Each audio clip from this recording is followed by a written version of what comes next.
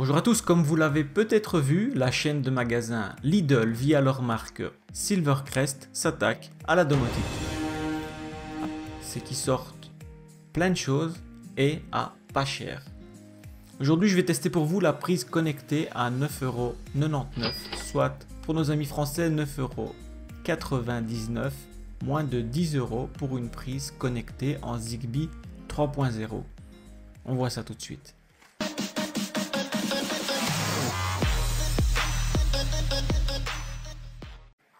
Alors on va faire un tour sur le site lidl-shop.be, malheureusement uniquement valable actuellement pour la Suisse et la Belgique.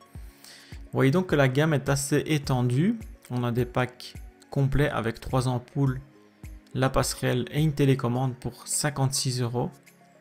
On retrouve une rallonge avec 3 fiches secteurs et 4 USB pour moins de 25€. On a les lampadaires, bref, il y a pas mal de choses. Je vais regarder pour mon cas la prise connectée et que pouvons-nous avoir pour moins de 10€. Donc on voit ici la rallonge, la prise en elle-même, quelques caractéristiques. Une passerelle conforme au standard Zigbee est nécessaire pour l'utiliser. Elle est vendue séparément, donc oui pour le commun des mortels qui utilisera cette application Wi-Fi. Donc l'application smartphone, la passerelle connectée en Wi-Fi qui renverra elle en Zigbee vers les différents devices. Pour nous, c'est pas vraiment le cas. On a des clés CC2531, Launch XL CP1352, des clés Conbi, bref, on a plein de clés Zigbee à disposition. Donc si vous gérez ça avec la domotique, je vous conseille plutôt de partir sur l'achat d'une clé si vous n'en disposez pas encore, plutôt que de cette passerelle qui utilisera certainement en plus le cloud. On voit sur les fiches techniques qu'elle prend 16 ampères, soit maximum 3840 watts, ce qui est pas mal comparé à la Xiaomi qui ne prend que 2300 watts. Voilà, rien de spécial si ce n'est qu'elle est en Zigbee 3.0. Si vous l'utilisez via l'application avec leur passerelle, il y aura possibilité de connecter Alexa et assistant Google dessus. La prise en charge de l'iOS 9.0 ou 5.0 pour Android sont nécessaires. Et la fonction de la prise connectée dans l'application même via la passerelle. Donc on sait régler des comptes à rebours, des minuteries, des marches arrêt automatiques. Bref, c'est assez sympa, mais on n'utilisera pas tout ça parce que ça sert à rien. On sait gérer ça avec Node-RED, avec Home Assistant, avec JDOM si vous l'avez.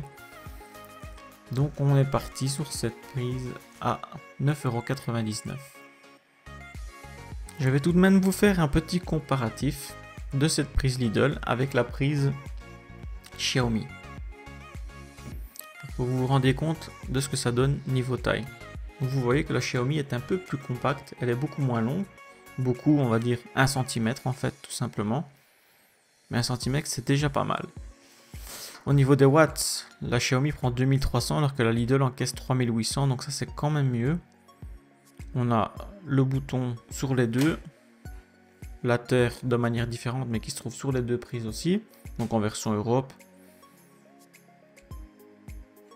Voilà pour le comparatif. Ce qui vous donne une idée pour ceux qui l'ont, cette prise Xiaomi. Malheureusement, elle coûte le double du prix. Donc aujourd'hui, le sujet du test, c'est cette prise Silvercrest en Zigbee 3.0.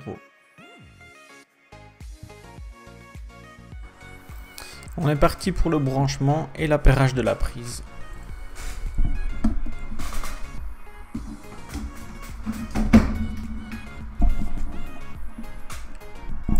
Donc par défaut, notre prise se met à clignoter.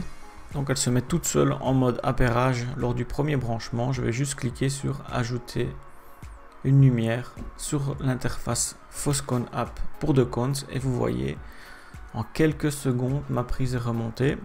Je peux stopper. Je vais la nommer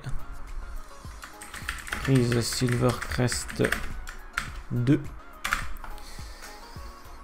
Étant donné que j'en ai déjà une qui est fonctionnelle sous mon carport. On va ensuite se rendre sur Home Assistant pour tester. Configuration. intégration, soit ZHA, Zigbee to MQTT si vous avez en MQTT. Pour ma part, ce sera l'intégration de Cons. Je vais chercher ma prise. Je vais faire un redémarrage pour la prendre en compte. En attendant le redémarrage, on peut se rendre sur Node-RED. J'ai juste fait un petit flot de tests. Le premier sert à me rendre les informations que sur la prise. Et le deuxième, juste un on-off. Donc je vais rafraîchir la liste. Sélectionner la Silvercrest 2. Idem.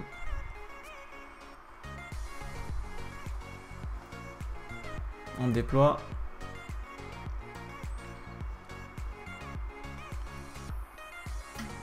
Le false éteint le témoin. Le true allume. Le bouton physique fonctionne aussi. Donc vous voyez pour le on-off.